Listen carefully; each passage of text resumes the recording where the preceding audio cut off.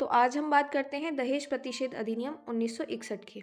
इस अधिनियम का उद्देश्य क्या है? उद्देश्य इसका है दहेज लेने और देने पर रोक लगाना। ठीक है, इस अधिनियम पर राष्ट्रपति की जो स्वीकृति है वो कब मिली है, यानी कि ये पारित कब हुआ है? 20 मई 1961 को। और लागू कब से है, यानी प्रवर्तन में कब से है? 1 जुलाई 1961 से। ये बात ध्यान रखेंगे।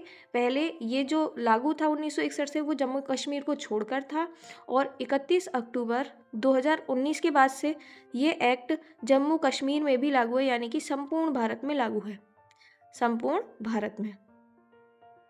और इसमें कुल धाराएं कितनी हैं? 10। एक एक करके इसकी धाराओं के बारे में पढ़ते हैं। तो धारा नंबर 1 क्या है इसकी? संक्षिप्त नाम, विस्तार और प्रवर्तन की तिथि।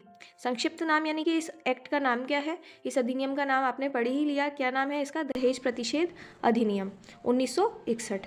विस्तार कहाँ तक है? इसका विस्तार अब संपूर्ण भारत पर है। प्रवर्तन की तिथि हमने अभी पढ़ी थी 1 जुलाई 1961, और ये दोनों तिथियाँ आप याद रखेंगे, इम्पॉर्टेंट है। अब बात करते हैं सेक्शन नंबर 2 की, दहेज की परिभाषा। दहेज की परिभाषा क्या है? आपको याद रखनी है, संपत्ति या मूल्यवान प्रतिभूतियों का आदान प्रदान। कहाँ आदान प्रदान किसमें होगा? विवाह के एक पक्ष द्वारा दूसरे पक्षकार को, या किसी भी विवाह के एक पक्ष का कोई भी व्यक्ति हो, यानी कि कोई भी उसका रिलेटिव हो, उनके द्वारा दूसरे पक्ष के रिलेटिव को प्रदान करना, आदान प्रदान करना। सेक्शन नंबर 3 क्या है? दहेज देने या लेने के लिए शास्ति है।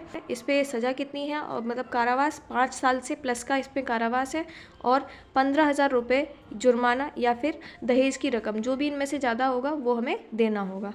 सेक्शन नंबर 4 क्या है? दहेज मांगने के लिए शास्ति। अगर हम कोई दहेज मांग रहा है तो उसके लिए क्या सज़ा है?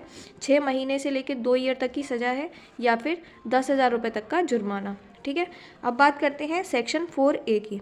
सेक्शन 4A क्या है? दहेज के विज्ञापन पर पाबंदी लगाता है। अगर कोई ऐसा करता है, दहेज के लिए विज्ञापन करता है, तो उस पर शास्ति क्या है, यानी कि जुर्माना क्या है? 6 महीने से लेकर 5 ईयर तक की सज़ा हो सकती है, या फिर 15,000 रुपये तक का जुर्माना भी इसके साथ में। या नहीं बोलेंगे, मतलब दोनों चीज़ें हैं, यहाँ पे भी दोनों चीज़ें हैं और यहाँ पे भी दोनों चीज़ें हैं। ठीक है, अब हम बात करते हैं सेक्शन 5 की, जिसमें क्या दे रखा है? दहेज के देन लेन के लिए किए गए करार शून्य होंगे, यानी कि कोई भी अगर दहेज के एवज में वादा किया जाता है वो सब क्या होगा? शून्य होगा। और एक आपको याद रखना है, दहेज की परिभाषा में ये हम याद रखेंगे, अपवाद मैं वहाँ ऊपर लिखना भूल गई थी। मेहर जो होता है ये इस्लामिक कल्चर में होता है, ठीक है। मेहर उसे दहेज में नहीं गिना जाता है, ये दहेज नहीं होता है। अब बात करते हैं हम सेक्शन 6 की।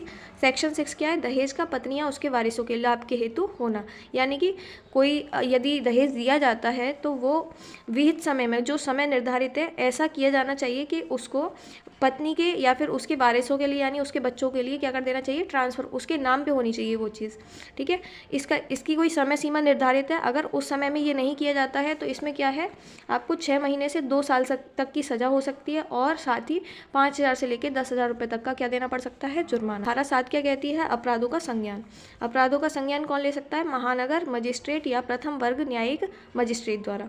ठीक है, परिस्थिति क्या होती है? पुलिस की रिपोर्ट के आधार पर, न्यायालय स्वयं अपनी जानकारी के आधार पर, या फिर व्यथित व्यक्ति, जो कि यानी कि पीड़ित व्यक्ति है, वो खुद या फिर उसके माता पिता या कोई NGO या फिर कोई भी कल्याणकारी संस्था द्वारा ऐसा किया जा सकता है, कि ये बता सकते हैं, इसके बारे में हमें जानकारी दे सकते हैं।